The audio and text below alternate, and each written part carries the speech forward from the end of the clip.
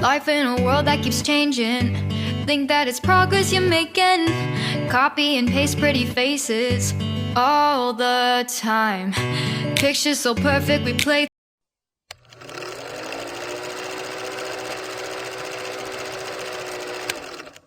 If hoodlums try to enter Aso Rock and they succeed for the houses wey be say dey around Aso Rock, what about we wey be nothing, wey not get anything?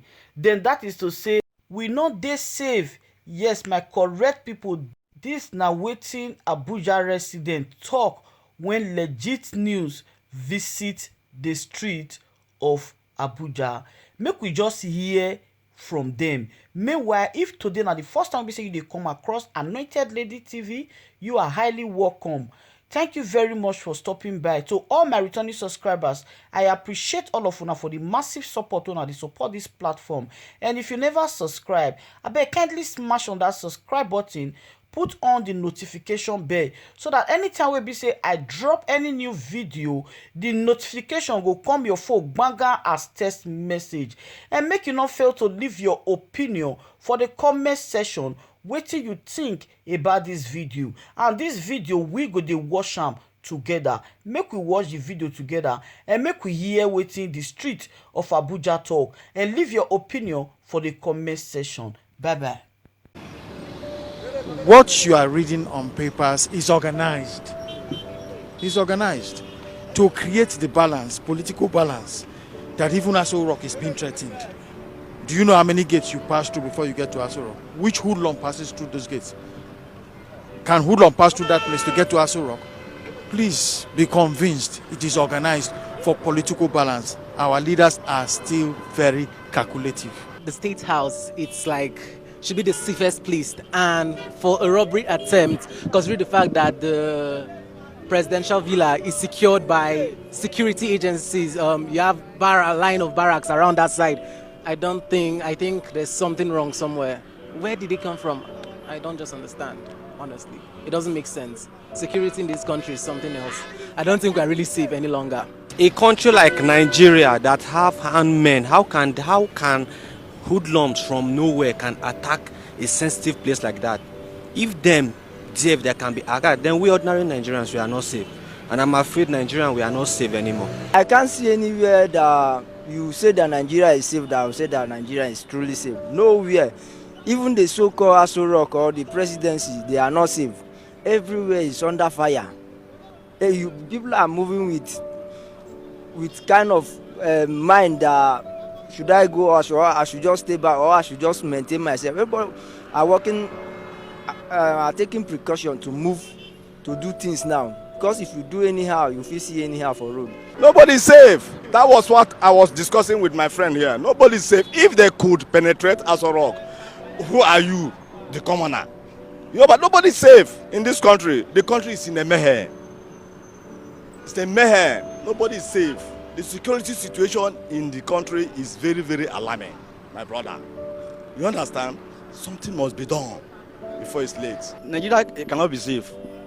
I will use that word, cannot be safe.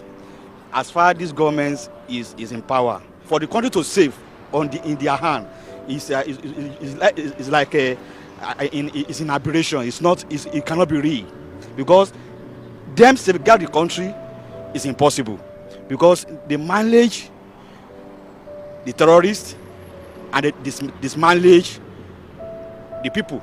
So they encourage the terrorists. They encourage the terrorists, and it will continue. It will continue.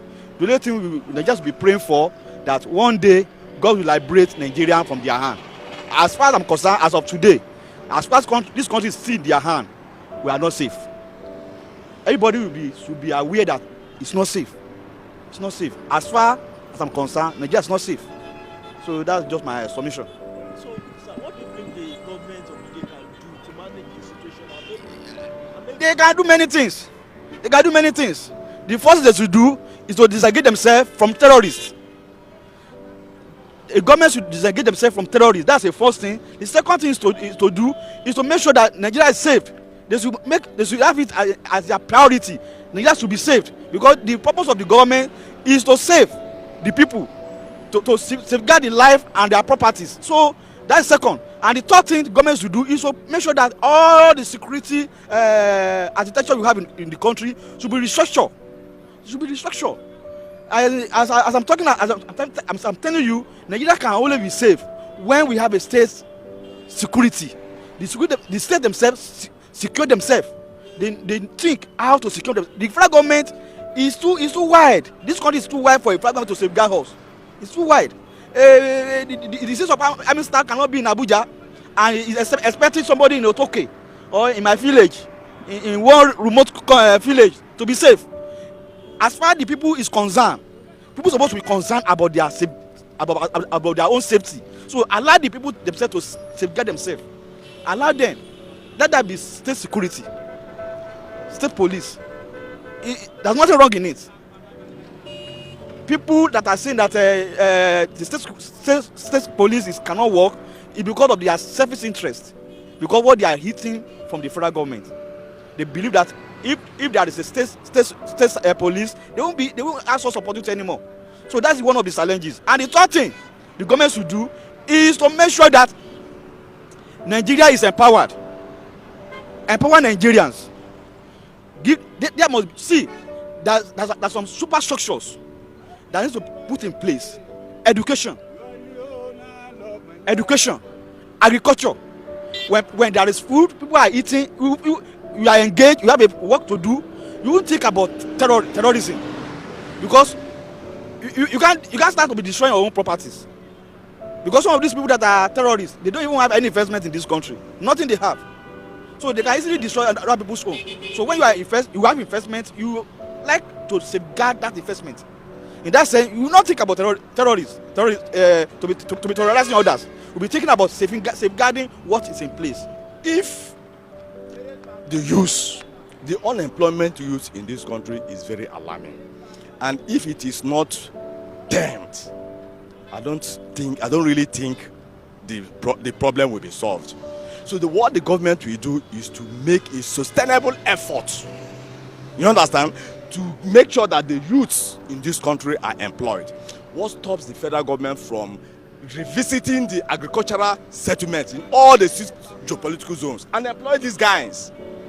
A lot of these bandits, robbers, are graduates. Why we have the 6 geopolitical zones in this country, right?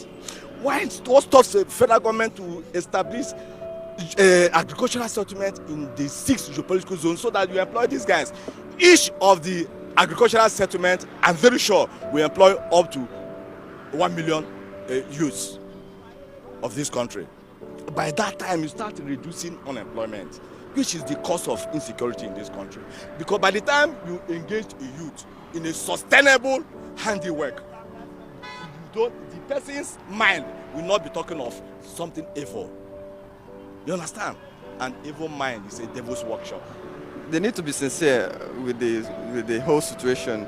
If it's something they can no longer manage or handle, then they should probably get a foreign aid. You know, they shouldn't be shy or feel ashamed of doing that. I think it's getting beyond what they can control, and an external support is probably the best option right now to tackle the insecurity. What I think the government can do, they should just liaise with external bodies, bring in security people, security experts from abroad, so that they can liaise with them and see how they can end up the whole crisis of insecurities in this country. No one is safe, even you standing. That is the hope. Because like now, we don't know what is happening, really happening in the nation. Don't really know. Even in your house, you are sleeping, a knock on your door, demanding for what the person coming to do not even keep anything in your house. Outside, you are not safe. So I don't know. Can we blame our security, or can we give the blame to our leaders? I don't actually know.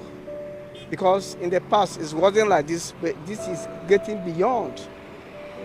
It's getting beyond.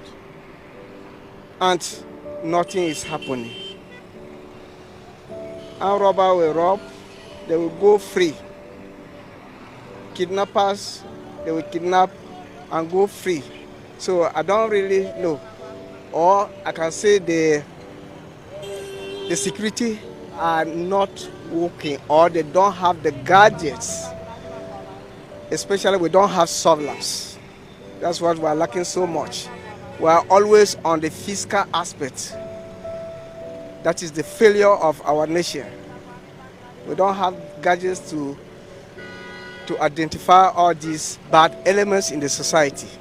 For armed robbery, for an armed robber to go to Aso Rock to go and carry out their evil act, then it means nowhere is safe. As far as I'm concerned, nowhere is safe. So the security system in Nigeria, they have a lot to play. They have a lot to do. So government has to wake up to its full responsibility. In fact, more needs to be done as far as security. Welcome back, my correct people. Thank you very much for watching. Yes, my wonderful people. Now true, nothing will be say Nigeria leaders no fit do. If it be say this story na cook story, but we not know. Make we just go the comment section. Make we go talk about this issue, because wetin dey happen for Nigeria these days, it don't dey too much, and we need to be very careful about these Nigeria leaders, because we don't know the next story wey dem go carry come. Bye bye.